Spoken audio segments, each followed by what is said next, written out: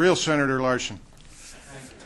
I'm Senator Mike McLachlan. Greetings, Senator Larson, my dear friend, ranking members, and the Danbury delegation so properly represented on this committee, Representative Gigler, Representative Arcani. Thank you for the opportunity to testify regarding expansion of casinos in Connecticut.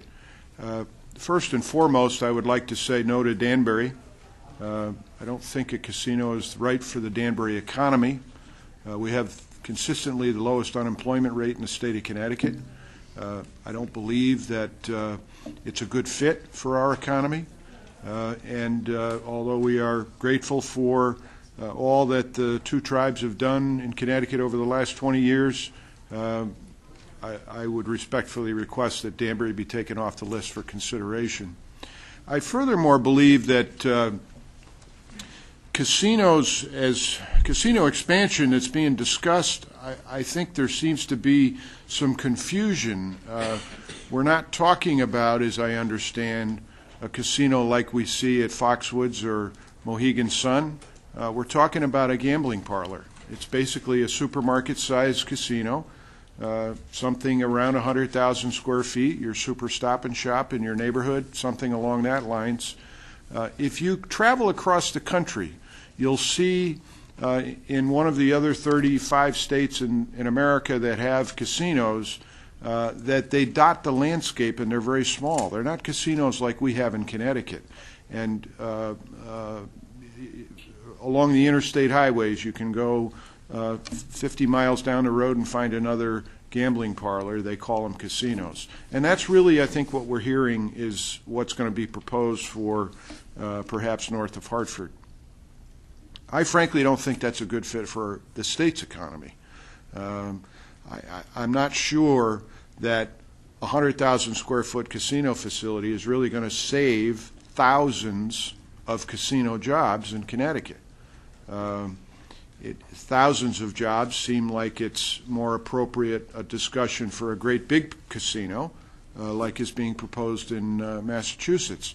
So I just ask you to approach this carefully and deliberatively and be sure that it's appropriate for our state. I respectfully disagree with expansion of casinos, and with all due respect to the Mashantuckets and the Mohegans and everything that they've done in Connecticut, I would like to see us help them remain successful in their existing facilities. I will tell you that we've been spoiled by the monopoly that they have enjoyed for some 20 years now. The monopoly is broken. You can't unbreak a monopoly, and we need to come to that reality. And that reality is an uncomfortable one, but it is a reality, and so I respectfully request that you reject expansion of casinos in Connecticut. Thank you. Thank you, Senator. I want to just make a quick comment. I was quoted in the paper about where casinos might be located, and although we are allowing them up to 3, I referred to your city, because when I think of Western Connecticut, I think of Danbury. And I meant no intention, nor was there any discussions of specific locations. But rest assured that, you know, if this does come to pass, that any local community that wished to take this on would have to have specific town hearing type activities before it would be implemented. So I apologize for being so specific about Danbury. That was just my vision of Western Connecticut. Thank you. I actually had attributed that comment to Representative Dargan, so you were off the hook until just now. Well, thank you. And I know, like me, you think of Eastern Connecticut, you only think of East Hartford, because, you know, we take credit for the sun coming up on this side, on the other side of the river. Thank you. Any questions? Representative Giegler. Now, understand that we've limited to 2 questions in this round, and we can always come back. Thank you. Thank you, Mike, for coming. Earlier today, we heard from both the tribes about their intention is to have a commercial property rather than a flagship casino, so that it would be subject to local jurisdiction with some revenue stream to the municipality. And I know you, having been part of the municipal government in the city of Danbury, I was wondering if you could just say to us what kind of impact such a facility would have on the economy of Danbury.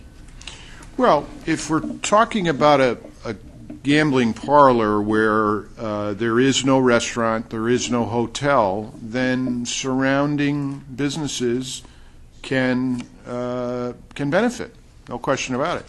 But I guess what I'm hearing is they're going to pay property taxes, which they would have to because they're not on the reservation, and I don't believe that they could expand their reservation to this new site wherever it should be. So first would be availability to the local government of collecting property taxes on the facility. What also comes into play, though, is law enforcement. Law enforcement currently at the casinos in Connecticut are self-enforced, essentially. Now you're going to have local police that have to participate in the law enforcement. There is a burden there. We don't know what that is. But that's certainly something that should be taken into consideration, and I'm sure that point will come up loud and clear in any public hearing that occurs in the local municipality that's being considered for this site.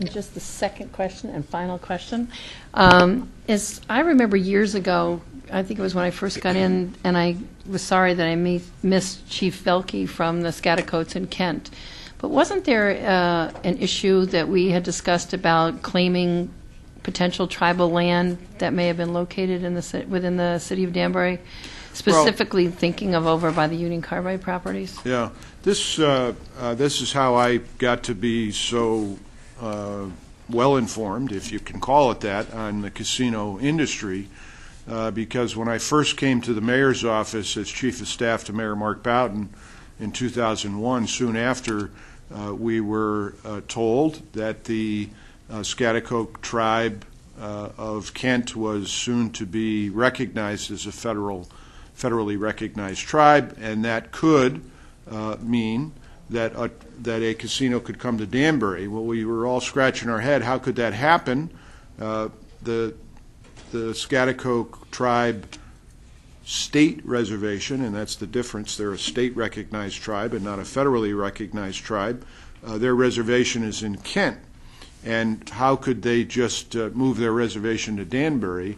And the concern became, and is now still an existing concern, that a tribe can move their reservation or expand it to certain other properties, as we have seen in southeastern Connecticut, where the original reservation is now expanded to much larger in size and scope than the original reservation. So that's the long answer. The short answer is that should the Scattercoat tribe gain federal recognition, this state and Western Connecticut will have to deal with the issue of them qualifying for a casino, and it could be in our backyard in Danbury.